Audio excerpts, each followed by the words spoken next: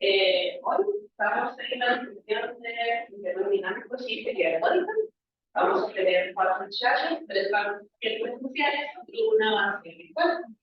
Vamos a comenzar con una charla del profesor William Cummings, que es de la Universidad de California, y nos va a hablar sobre la actividad de las funciones cognitivas. Buenos días a todos. Aquí. Entonces, hoy les vengo a hablar de un trabajo que estamos trabajando en el proceso para mi estudio de doctorado, que como lo dice la compañera es complejidad de cooperativa. Este trabajo, como una pequeña introducción, lo que trata es la complejidad de la condición cooperativa, que es un estudio, digamos, relativamente nuevo, lo trabajo con el asesor. Entonces, ¿por qué trabajar la complejidad en esta red? Porque la complejidad nos da la diversidad y la riqueza de los comportamientos que surgen en esta red.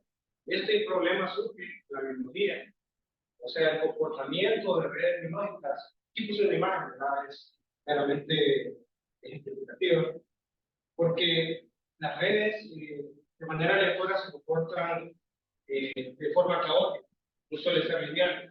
Entonces, de esto podemos extraer que son múltiples estados, bifurcaciones, atractores y estados transitores de fase.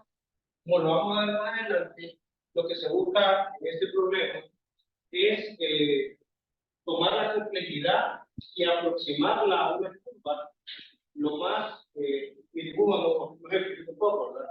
Lo más próxima que se pueda de esta forma, porque ya se han realizado estudios. Y hay una cosa que es, digamos, logarítmica, que se hace con la entropía de Kolmogorov-Sinaí. Se la voy a mostrar un poco más adelante.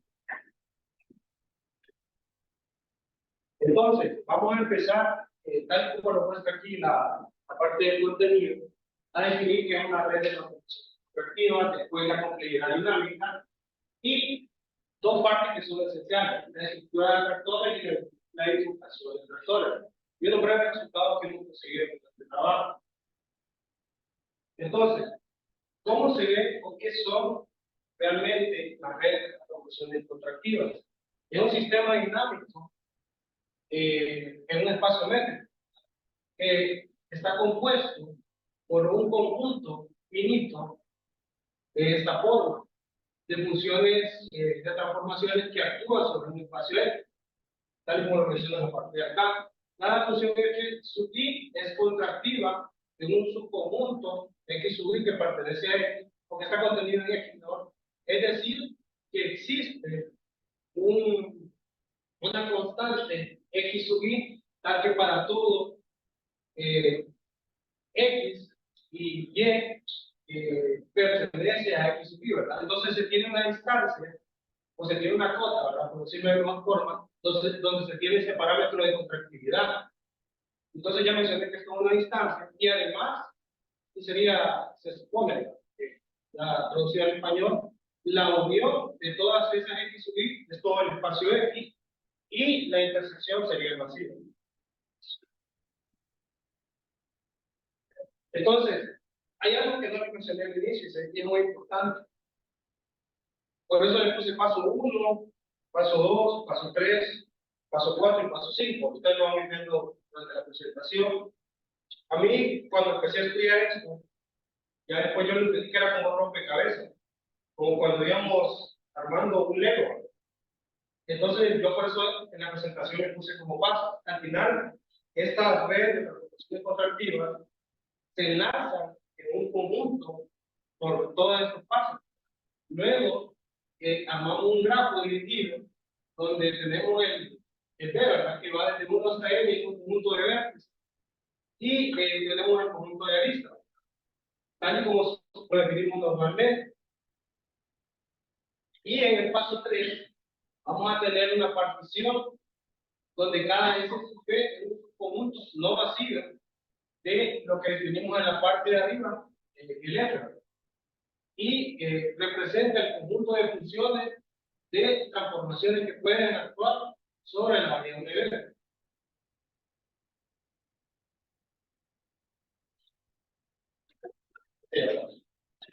Ahí sería 4. Entonces, luego definimos esta función sigma, que va de acá a este. Es una función de selección que asigna a cada par, o asigna este par ordenado B, X, donde el B pertenece a B mayúscula y X pertenece a X sub n. Una función de transformaciones que me da este elemento de aquí, y una función que determina qué función de transformación se aplica sobre la variable X en una función de estado global del sistema. Entonces, al final vamos a tener la asociación de todos esos datos, como les decía. Entonces se forma, bueno, yo lo veo como formar un Lego, donde formamos todas las piezas de los pasos anteriores. Tenemos a X, a F, a G, a S y a sigma. Entonces al final tenemos la red de transformaciones contractivas en sí, que va a ser muy importante para el estudio que estoy realizando, la investigación. Entonces, un ejemplo, ya como más caído al piso, hay una red de transformaciones contractivas en este de aquí, ¿verdad? Se toma el intervalo cerrado 0, 1, se toman 4 funciones, F1, F2, F3 y F4, con la siguiente estructura. Y luego de eso, se define el B, se define el E, ¿verdad? O sea, el vértice y la arista, y luego se define el S, y se define nuestro sigma, que sería una función comatrosa. Esto se puede graficar, sería como un gráfico. Hay funciones más simples, obviamente, pero quería mostrar eso para que ustedes vieran. Perdón, entonces ahí el grafo es como un segmento y sus ciclos, ¿sí? Exactamente. Y también, más adelante en los resultados vamos a ver que puede ser un solo tramo y puede volver, o sea, puede volver en un punto. Entonces, por eso se llama arroz. Entonces, ya pasar a parte de las redes contractivas, vamos a ver la complejidad. Entonces, como lo decía al inicio, miren la diversidad y la riqueza de los comportamientos que surgen en un sistema dinámico. Se puede definir de diferentes formas, dependiendo del tipo de sistema y del diseño que se utilice para distinguir los comportamientos. Entonces, este es un teorema muy importante que fue probado por Rubikov y Dirichlet. Entonces, este teorema me dice que la complejidad dinámica de una red de transformaciones contractivas crece además exponencialmente. Es decir, que hay una constante C que es mayor que 0, tal que se cumple esta desigualdad de acá, donde H sub KS es la entropía de cromodoxina I, que es el límite cuando él esté definido el 1 sobre N de esta parte de aquí, que es como una partición. O sea, ya aquí entramos a otro asunto, que sería desglosar y definir toda esta parte de aquí, todo tipo de matemáticas.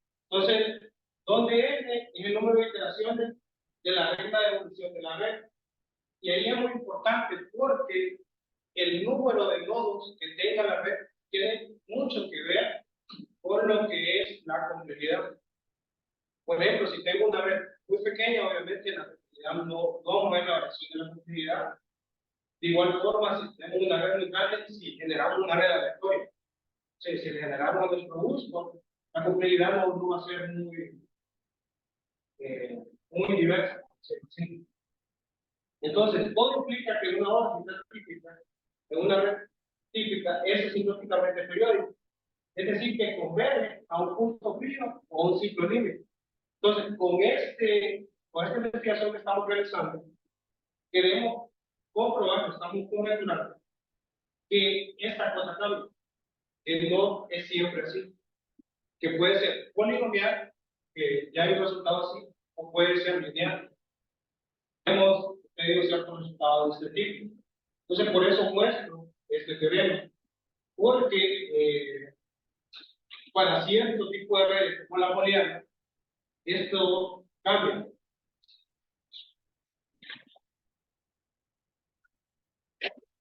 Entonces, el teorema anterior establece una cota superior para la complejidad dinámica de la red contractiva, pero no indica cómo se alcanza esta cota. Y esto es muy importante.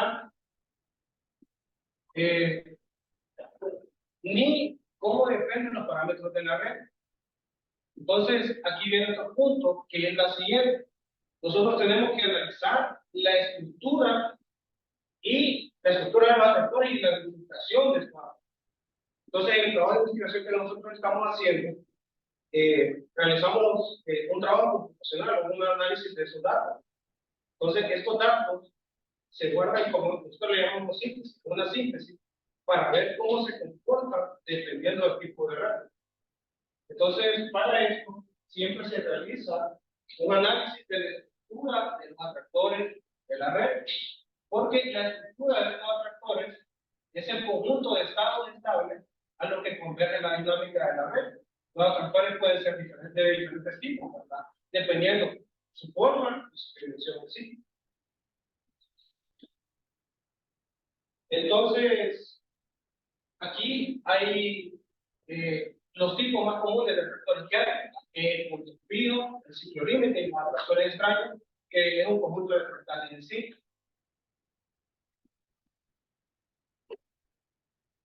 Entonces, este teorema también es muy importante que aquí mi asesor lo aprobó, eso se llama el global. El atractor global de una red de transformaciones contractivas es conjunto compacto totalmente desconectado, es decir, que no contiene ningún subconjunto conexo que tenga más de un punto. Entonces, aquí hay también algo que mencionaba, que este teorema no me da cierto tipo de indicaciones. Lo que me da es que dice que una red de transformaciones contractivas no puede tener atractores extraños, ya que este tipo de conjuntos son conexos por definición. Por lo tanto, la complejidad de una red de transformaciones contractivas está limitada por la existencia de subgrupos fijos y ciclos límites. Entonces, lo que le mencionaba, que el teorema anterior establece una propiedad global de la estructura de atractores en la red de transformaciones contractivas, pero no indica cómo se distribuyen en sí los atractores ni cómo dependen de los parámetros de la red. Y uno de los parámetros es esta contractividad. Para responder esta pregunta, vamos a tener que ver la parte de la bifurcación en sí. Entonces, la bifurcación de esta red es el cambio cualitativo que ocurre en la estructura de atractores de la red. Cuando se varía algún parámetro de la red, la bifurcación de atractores puede implicar la aparición, desaparición, fusión o división de un punto fijo o ciclo límite. Entonces, algo que nosotros vimos en el trabajo fue que, por ejemplo, para 10 nodos, ocurre que hay como un tipo de salto. Por ejemplo, le damos un valor a un parámetro A que llamamos, y lo voy a mostrar como resultado. Entonces, de ese parámetro A hacia adelante, hay un salto, una grada, que ocurre siempre para cualquier tipo de parámetro que le cambiemos para un PIQ, ¿verdad? Que serían como nuestros inhibidores, en ese caso de la red. Y entonces, este sería como el factor de contractividad que les estaba diciendo, que sería el alfa, lo mencioné en la parte de arriba. Este otro teorema importante que dice que existe un valor crítico del parámetro de contractividad denotado como alfa sub c, ¿verdad? Si alfa sub c es mayor que, bueno, que el alfa, la red tiene un único punto fijo global estable, es decir, que cualquier estado inicial converge al mismo punto fijo. Y si el caso contrario, la red tiene múltiples puntos fijos y el ciclo límite local estable, es decir, que el estado converge a un estado inicial. Entonces, lo que sucede es que uno genera redes como aleatorias que va a ver como que inicia de un mismo punto y en medio sucede como un cabo, pero al final converge a un mismo punto. ¿Sí? Entonces, esto era como los primeros resultados que les decía. Nosotros empezamos con unos ejemplos digamos que relativamente simple, creando este tipo de redes, a ver qué sucedía, lo que mencionaba el compañero puede tener este tipo de forma. Entonces, notamos que tenía un comportamiento similar y que ocurría algo con lo que era la complejidad.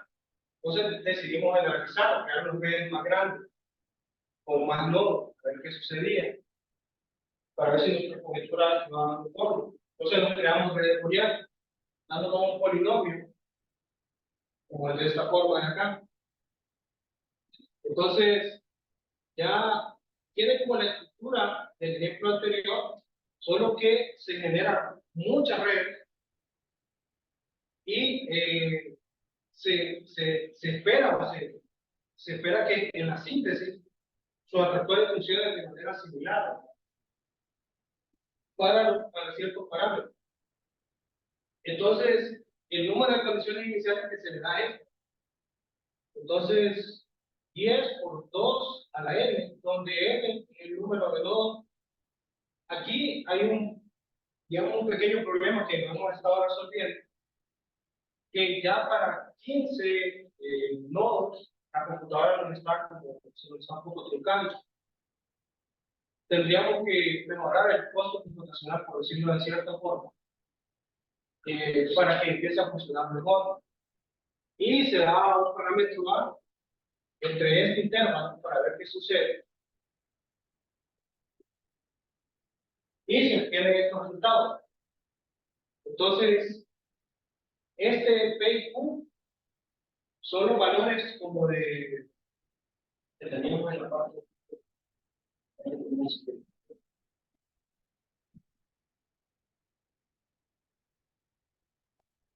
Como los valores de división y acumulación.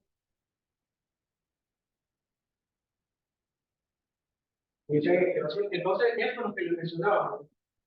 En esta parte de aquí, por ejemplo, el experimento dice acá, en esta parte de aquí, para el valor, cuando se pierde la complejidad o se está investigando la complejidad, siempre sucede este salto, el punto 5.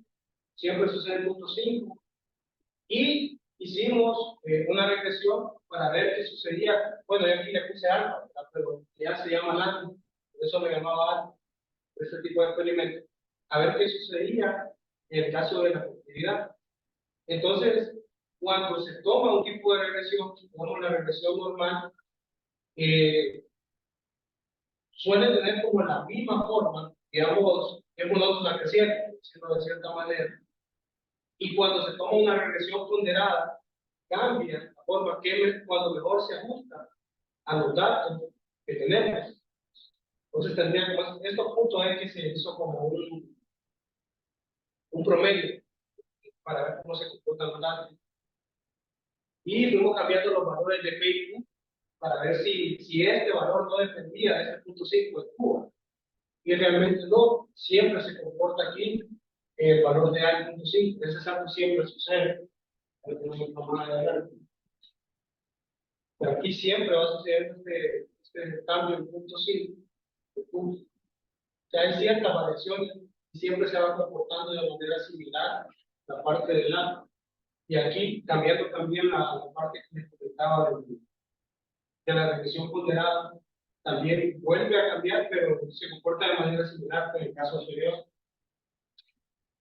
Y cuando le cambié a P al valor, digamos, como va abajo, 0.1, 5, vuelve a suceder exacto, miren, se ve como más claro, y vuelve a comportarse de manera similar. Ya se puede presentar. Entonces, como trabajo a futuro, bueno, les comentaba, este es un trabajo que está en proceso, o sea, falta refinar y hacer un poco más los datos, desarrollar un poco más los modelos computacionales. Creo que lo hemos estado trabajando en MATLAB y un poco en Python, entonces yo creo que tratar de importarlo todo a Python y tratar de probar un poco de modelos un poco más eficientes, analizar un poco más los resultados y validar la estructura. Estamos, esto que les gustaba, o sea, trabajamos un poco, teníamos un poco más guardado, ahora en analizar el trabajo, o sea, ya probar para redes un poco más grandes en comparación con otros modelos, tal y como lo mencionaba, con la parte de la entropía de Kolmogorov. Hay otra también, una entropía que muestra que es polinomial, y hacer la síntesis de la reacción de los avances.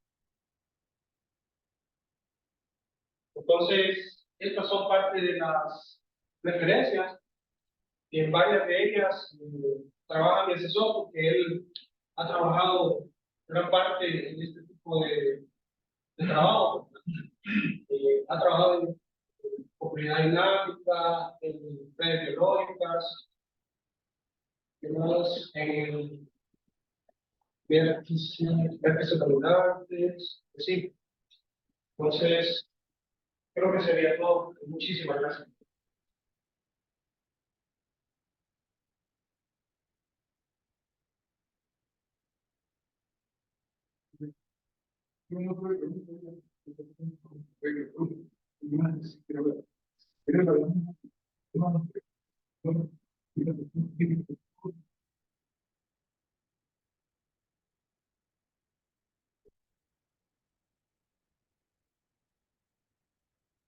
Entiendo que este conjunto que es totalmente conexo, y cualquier ese conjunto conexo de esas cosas, que es totalmente completo, son los únicos.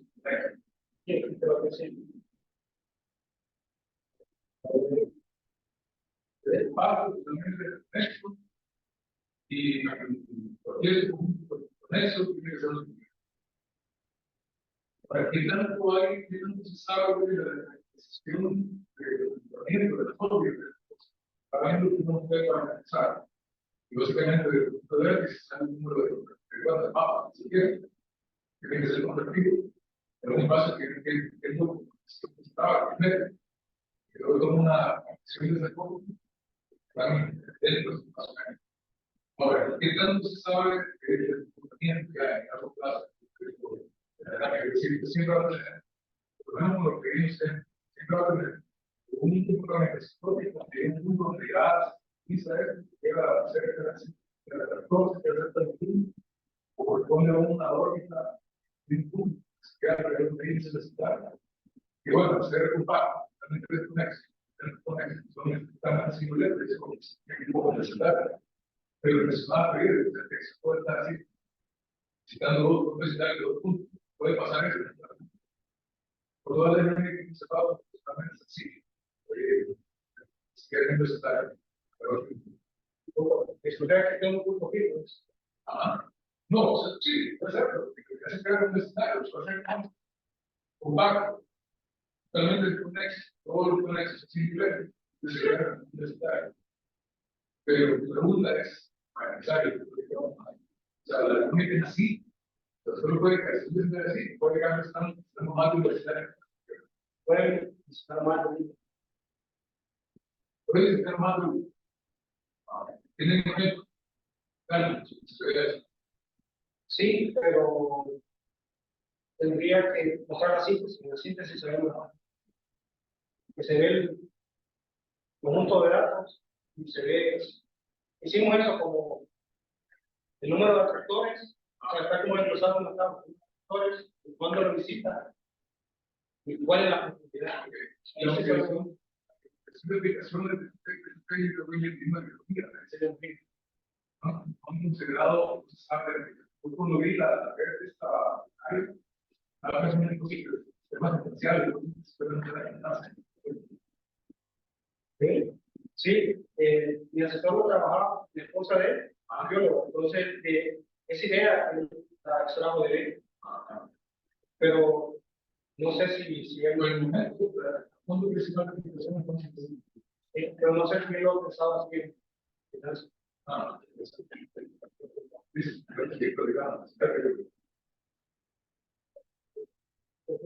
La tema básica de mi pregunta, ¿por qué no tienen sistemas? Pero eso son sistemas dinámicos discretos. Ok, puedes poner tu ejemplo que tienes por ahí. Ajá, ahí. ¿No? ¿Qué relación hay? Bueno, ese es un sistema dinámico. La T no es tiempo, ¿verdad? O sea, es tiempo como. La T de. Ahí están tus funciones.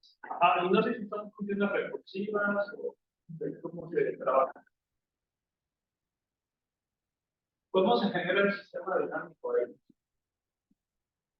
Mira, lo que sucede acá, para darte como, bueno, te voy a estos son los umbrales, como de, para darte lo que forman son los estados de estas dos redes. ¿Sí? Entonces, O sea, que son orientados pueden tener valores distintos. sí, no pueden tener el mismo valor. Y esos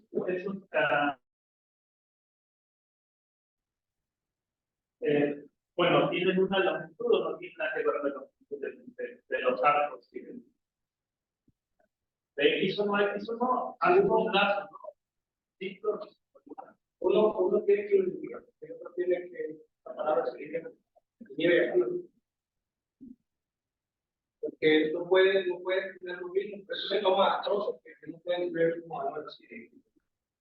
Si tuvieran un cuadro, el grafo cambia con el sistema dinámico, o se mantiene el tipo de grafo. O sea, que evoluciona ese grafo como que queda así. No me refiero a un valor de X1 y X2, sino al grafo. ¿Cambia o no cambia? O es el mismo grafo. este sería el mismo. Es fijo el grafo, al darlo, es fijo, ¿cierto? Lo único que cambia son los estados X1 y X2.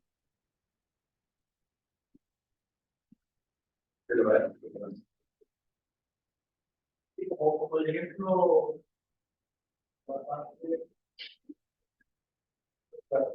Y cambia con el parámetro de los estados. aquí pues solo tenemos X1 y X2.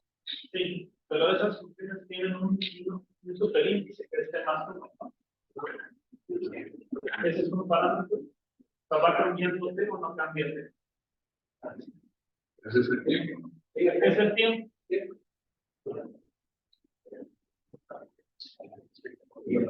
Pero entonces, si es el tiempo,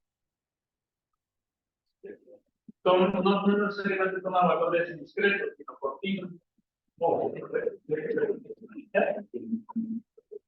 sea, ¿usted va de uno en los enteros? No. Usted toma valores enteros, toma valores reales. Enteros. Eso sí,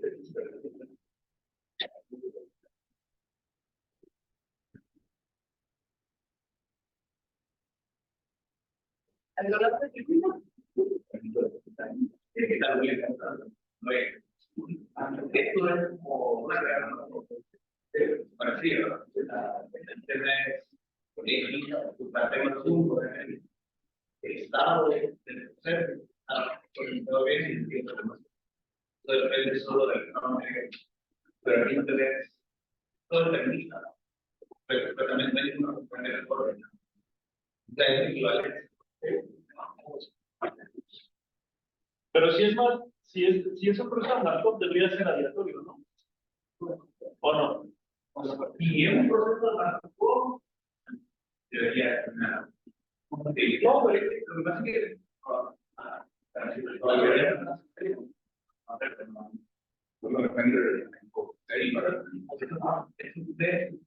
y vota en su probabilidad.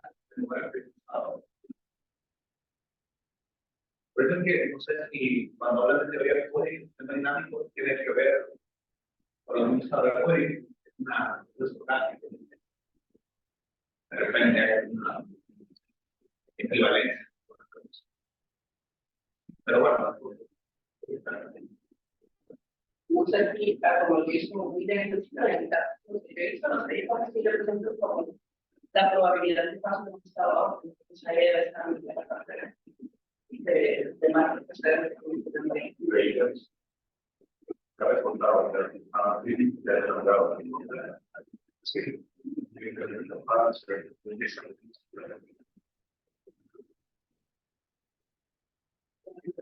¿Alguna pregunta? El lambda crítico, El lambda es la contractividad. el punto crítico donde cambia el comportamiento. ¿Hay alguna caracterización? Me imagino una fórmula, ¿verdad? Pero existe alguna caracterización que no sea la definición de ese lambda crítico. Eso es lo que se busca, ver cómo nosotros, bueno, en el trabajo, ver cómo nosotros vemos cuál es ese lambda crítico, ¿no? O sea, aquí dan como un valor y aquí dan ese nivel. Entonces, lo que nosotros estamos buscando es para redes en general, ¿cuál sería ese lambda? Bueno, nosotros estamos llamando algo, por cuestiones que tenemos un montón de estrellas ahí, pero ver cuál sería este lambda que haga que esta red se dispare de cierta forma, de manera general. Porque para qué, pero para qué teorema da una constante C, para otros teoremas da una constante con valor K, que esa sería como la contractividad en sí. Entonces nosotros buscamos cuál sería ese lambda, cuál sería esa contractividad que hay así de lados. Y la red en sí, Gracias. ¿Alguna pregunta? No, muchas gracias.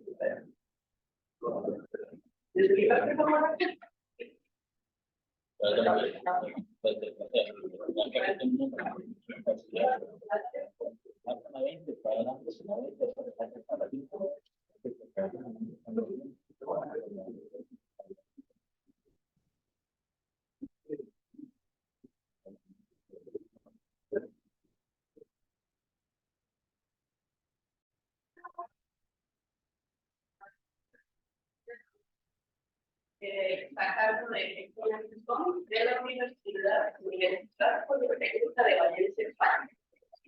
Y no trabajar sobre productos y cada y operadores de curso. Bueno, soy estudiante de doctorado en la Universidad Politécnica de Valencia.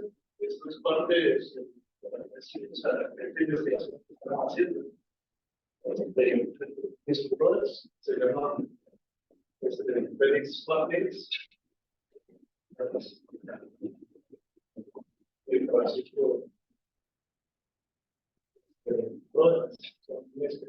Todos. Y también hay otro que se llama Félix, que nada más es como esa área. Bueno, de verdad es una introducción del resultado que vimos. Tenemos preliminares de sistemas dinámicos y luego ya hablaré sobre la dinámica de productos resultados, operadores de ejecución. Como introducción, vamos a presentar sobre algunos resultados de dinámica de productos asociados y operadores de conjunción que son definidos en las funciones enteras. Y lo que vamos a probar es que los productos sesgados, que se llaman índice de los productos, en particular, y sesgados, son topológicamente transitivos, evidentemente mezclantes, y mezclantes y también caóticos en el sentido de deriva bajo ciertas funciones. Y nos vamos a interesar entonces en el estudio de la dinámica de ciertos productos sesgados, donde la primera coordenada va a consistir un sistema que es no lineal, en un espacio métrico compacto, y la segunda tenemos un sistema que está inducido por un tipo de controlador que se llama perturbando la dinámica. Entonces, algunos preliminares, vamos a decir que una función es topológicamente transitiva siempre y cuando podamos pasar un punto de una vía de otro mediante ciertas situaciones. Esto es equivalente a que haya una órbita S, que es el teorema de transitividad del vehículo. Vamos a decir que una función o un sistema dinámico es débilmente mezclante si el producto es topológicamente transitivo en el espacio producto. Eso definido de forma natural. Y vamos a decir que es mezclante, también se le llama mixto, siempre y cuando a partir de cierto n podamos traspasar cualquier punto de una vía al otro mediante ciertas operaciones a partir de cierto n. Luego, la definición de caos con la que vamos a trabajar es la de Riemann, que de hecho son tres condiciones. La primera es algo que se llama dependencia sensible en condiciones iniciales.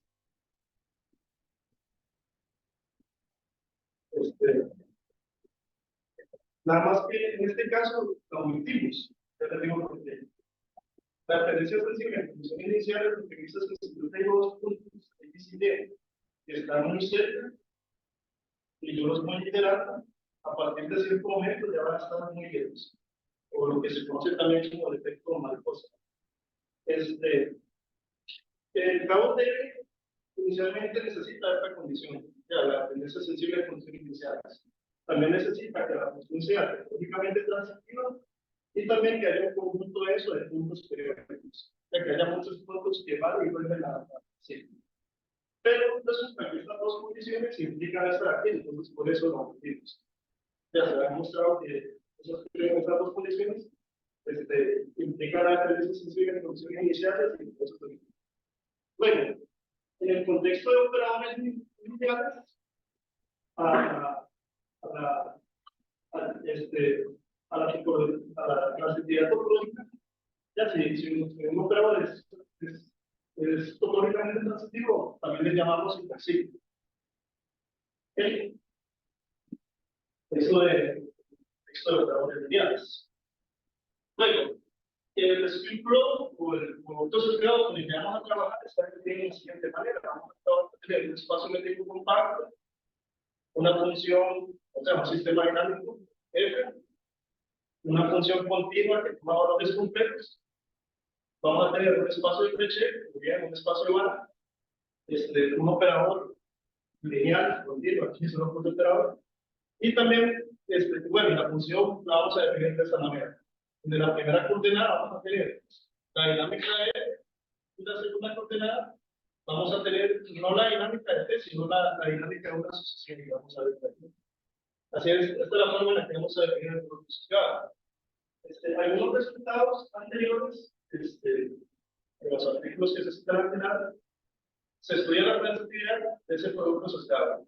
Ya cuando X es un espacio bar y cuando la función es eclógica con respecto a una medida que variar y proponen condiciones suficientes para la transitividad de T.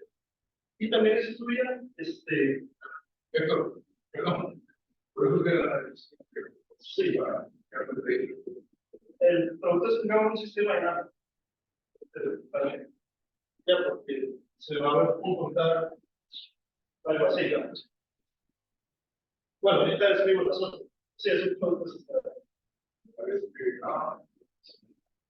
gracias. Ok, también en el artículo 1 y 2 estudia la transitividad de productos sesgados de operadores clásicos como el Barbara Chip, el operador de diferencial, de traslación y unos que composición. Y para expansión de T propone bajo algunas condiciones en F y en H que los productos sesgados involucran operadores de traslación y de derivadas son transitivos. Okay. Solo vieron la transitividad y hasta ahí quedar, digamos, para salir disparado, no fallar, ¿sí? Nada más se vieron esas propiedades dinámicas y de ahí que no siguieron más el principio de su operador. En el doctorado lo que estamos viendo es qué condiciones dinámicas más se pueden estudiar. Bueno, otra cosa que necesitamos, bueno, vamos a hablar aquí en específico, vamos a tener operadores de convolución, que son operadores de traslación, que conmutan con el operador derivada, que no son múltiplos de la identidad. En ese artículo 3, que es de Godofredo y Shapiro, vieron que si un operador con una cantidad derivada se puede escribir como una función entera de esa manera, que es tipo exponencial, eso es que está contada por una función exponencial. Y ellos vieron que esta igualdad, que cuando tenemos el operador de convolución, resulta que las exponenciales son vectores propios con valor propio fiel a ellos vieron eso. Entonces, vamos a considerar en este primer trabajo lo que consideramos son productos sesgados, operadores de convolución, y nos interesamos en ver que los productos sesgados son topológicamente transitivos, débilmente mezclantes y además caóticos, en el sentido de hay varias definiciones de caos. Y lo que hicimos fue tomar dos caminos, uno siguiendo el contexto de los artículos antes dichos, y luego, bueno, este contexto, la velocidad que hay respecto a la medida de probabilidad que es asumida, y el segundo que es puramente topológico sin velocidad.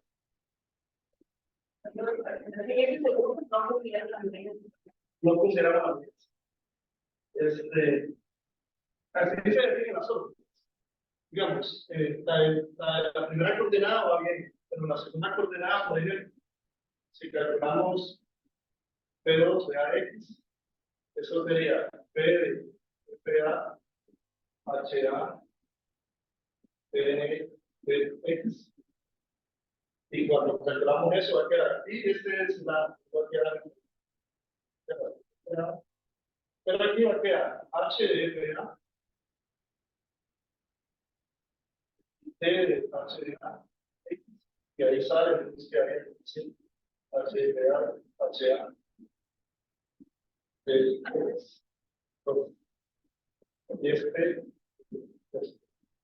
Vamos a ver, así que, ya, eso es como una segunda entrada. Pero aquí podemos ver que van saliendo, cuando hacemos el evento, va saliendo este producto que tenemos como antes. Bueno, entonces, para API, es conveniente estudiar la segunda coordenada como si tuviera una asociación de operadores. Y aplicamos el A, estudiamos la dinámica de esta asociación de operadores. Entonces, este es el primer problema que vimos, que dice lo siguiente, que si tenemos un producto sesgado, un producto de evolución, perdón, que es una múltipla identidad, que si F tiene un punto n periódico, donde este HNA es distinto de cero, entonces esa solución va a tener un conjunto de eso de puntos periódicos, que son los ingredientes del caos que necesitamos. Y en particular, si F tiene un conjunto de esos puntos periódicos, el producto sesgado va a tener un conjunto de esos puntos periódicos. Este es un esfuerzo de la prueba. Como T se puede escribir como phi de con la derivada. Y es donde phi de tipo exponencial. Resulta que como el A es n periódico, podemos obtener mediante algunos cálculos de esta igualdad de aquí. Y definimos este omega como la raíz enésima de este ATN. Y luego tenemos este conjunto de acá.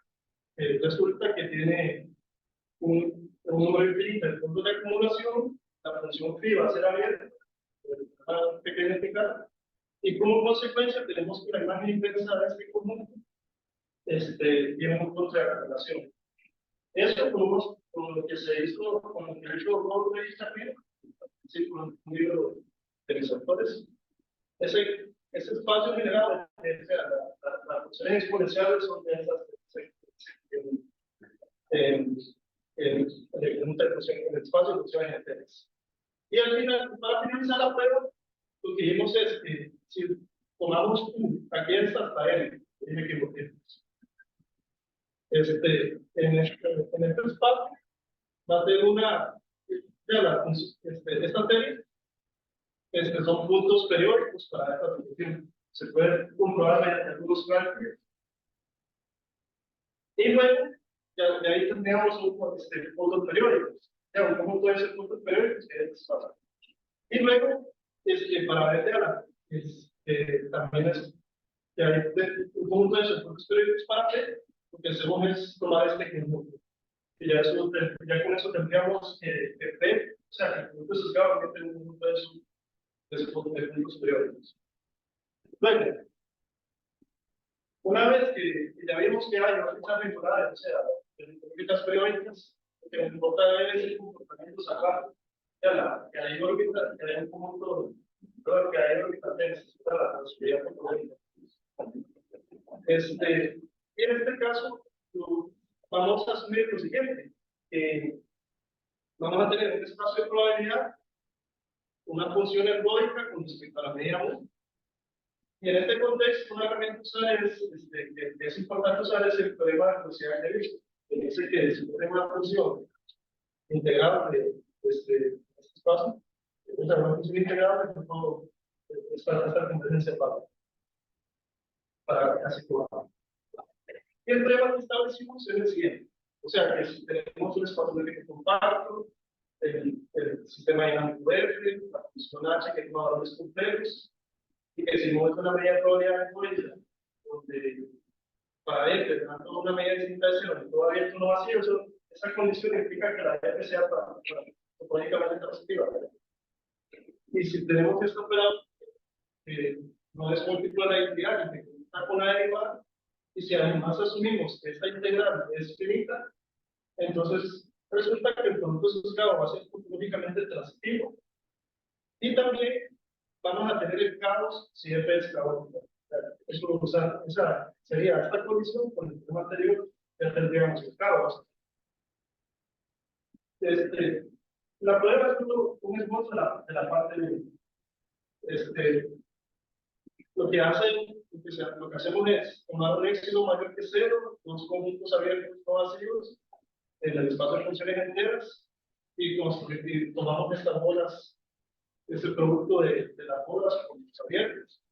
Y tomamos estos dos conjuntos que tienen medida 1 por el hueco de Vickers. Sí. Y resulta que la intersección va a también tener medida 1. Eso nos garantiza que podemos encontrar un punto B que está en ambos conjuntos y que además está en la bola de sesgo A de Bernoulli. O sea, está muy cerca de la. Una vez hecho eso, como la función es de tipo exponencial, perdón, como T computa con la el operador derivado, se puede escribir como phi de orden, que es una función de tipo exponencial, y usando un argumento similar al teorema 1, tomamos un y v en estos conjuntos respectivamente. Luego se usa un argumento mezclante. El argumento mezclante más o menos tenemos una sucesión, ¿no? La podemos trasladar a v para hacer una iteración.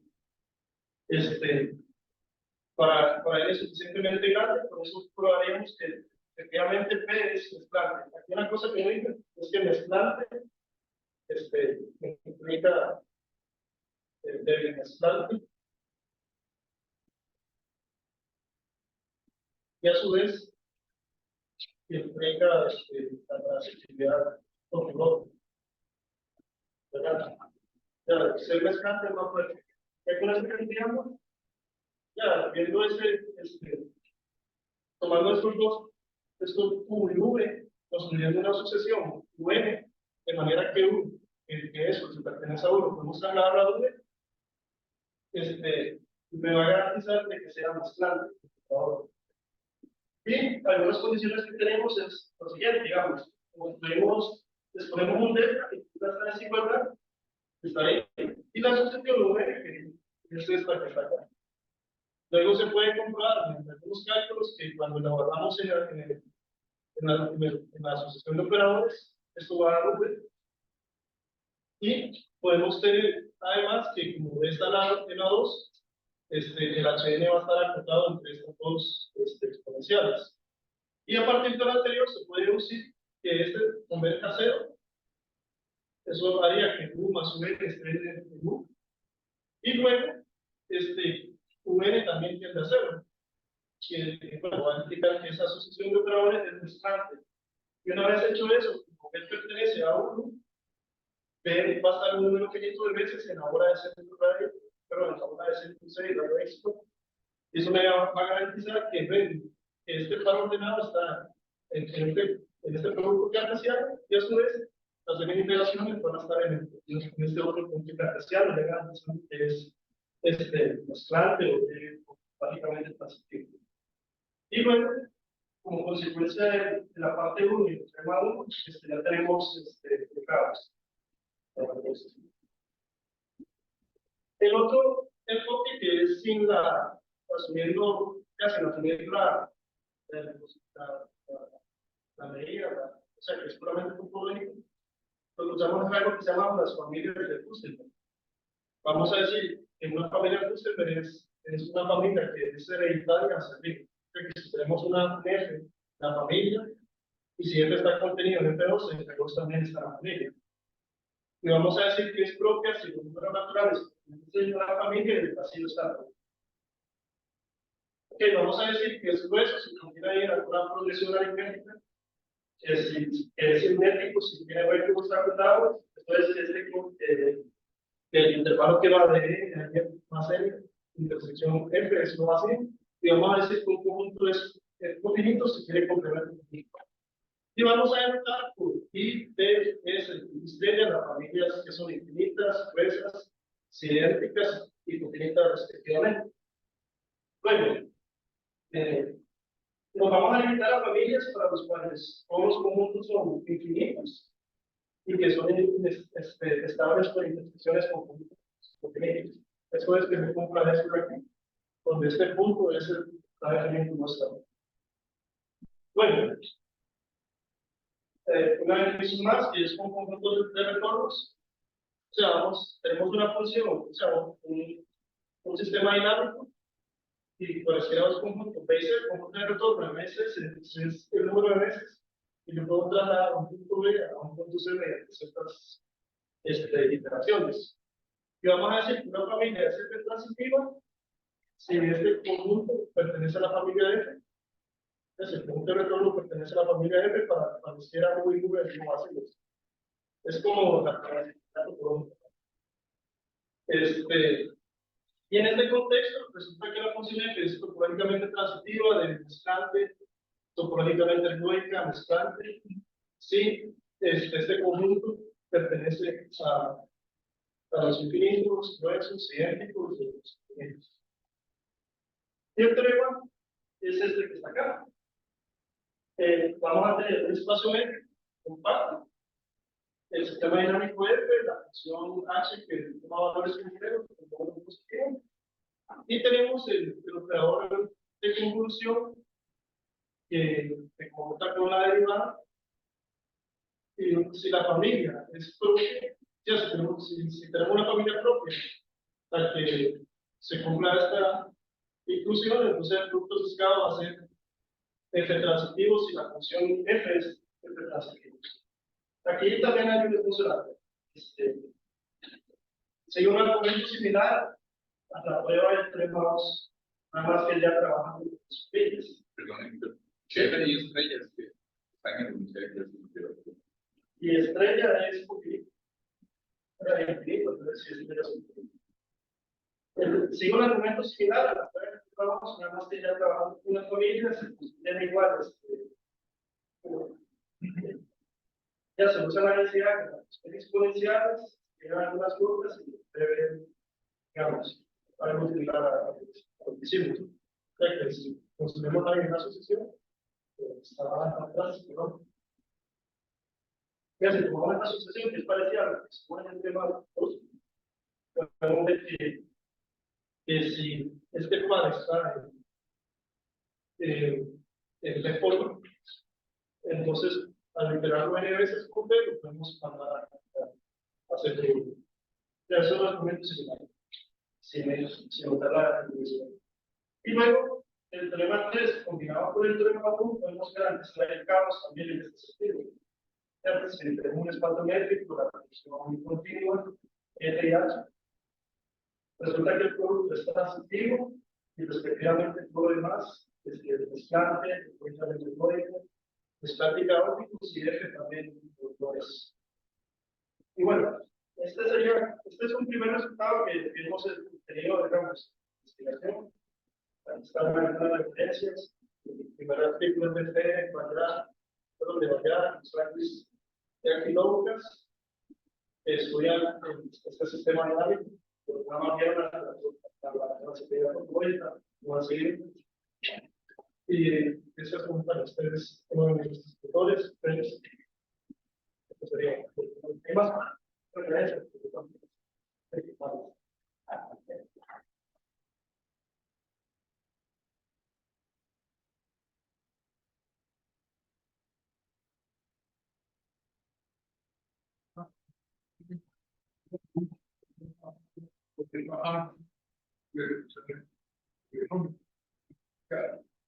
Tiene previsto que están haciendo que llegar pueden acceder a la tecnología a otros.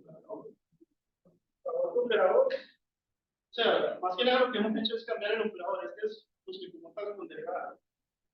Hemos trabajado de forma similar con el operador, ya con este producto sesgado que tenemos la función F, la H, pero aquí tenemos el operador de multiplicación a punto definido en espacios de hito. Y también lo hemos hecho para este tipo de operador, que son series de potencias del pago archivo definidos en espacios o sea, en espacios de no sé cómo.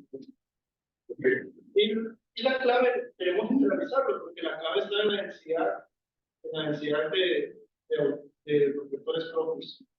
Ya, además, hemos hecho pruebas similares a este, y la clave está en la densidad de los vectores propios. Y eso va relacionado con lo que es el criterio de hipersimplicidad de dinámica, que la clave de que un operador sea hipercíclico es que tenga muchos vectores propios. Así me refiero. El tipo de funciones de que el operador está viendo que están trabajando desde el cálculo funcional, que los operadores están haciendo derivada, sacando la derivada, porque la siguiente fase de esta metodología debe ser caracterizar la dinámica o ver evidencia de caos. Sí. Porque ya para la conclusión tendría que haber evidencia de que existe la posibilidad de caos. Sí, nada más hemos trabajado con esos operadores. Sí, el primero es que la densidad garantiza los puntos de resolución, que son determinados en los espacios de vida. Y en el PDB la garantiza las asociaciones de esta forma. La demanda esté en un conjunto que tenga ahí pues de punta de relación. Muy interesante lo que está explicando. En este artículo está aquí una parte. Tenemos un perfil, pero ya esperamos ya publicarlo este año. Dice, una cosa más, cuando hablar de operador, sí lineal,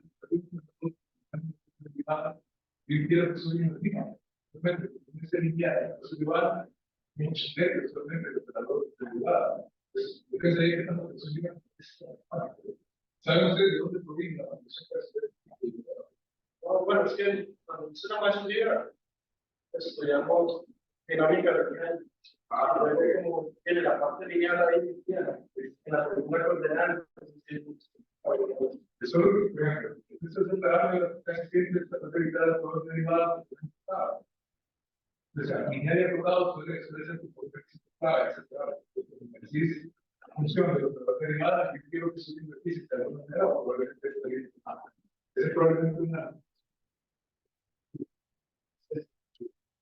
Gracias. La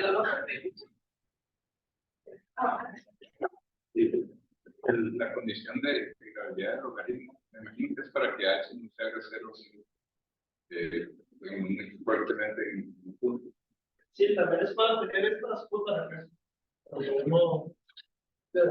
sea, Pero esta condición aquí, en este lado, puede hacer un cartelillos con éxito, ¿cierto? Es decir, que tener esta cuota para la serie. Y así podemos manejar bien la serie. O sea, ¿qué tan importante? ¿Es algo técnico o es algo que eventualmente el resultado puede ser cierto? Sin eso? Como no he averiguado, pues, sin esa condición, como si. Pero sí, van, digo, allá, usan mucho esa condición. No sé, pasa así.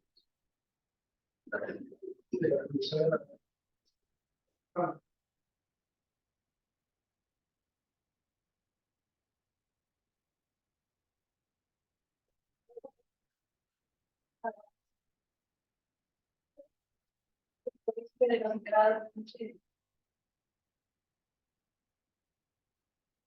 También por ahí, no sé qué ver.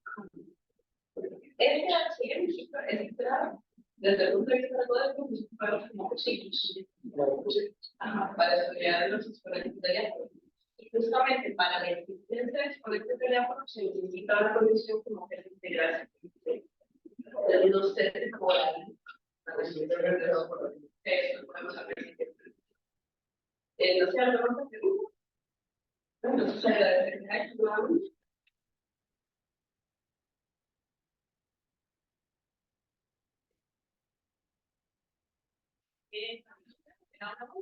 Igual veríamos también.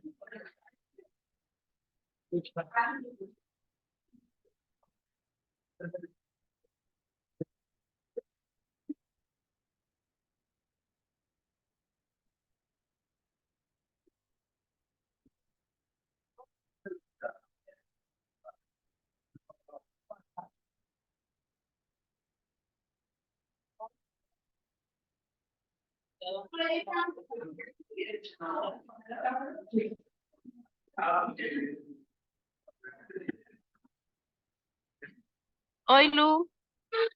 ¿Tiene sonido esto? Oi, já está na minha hora, não? ¿Da para escuchar? Dá, sim, estou te escutando. Você está me escutando? No, yo Tú- creo que no tiene salida.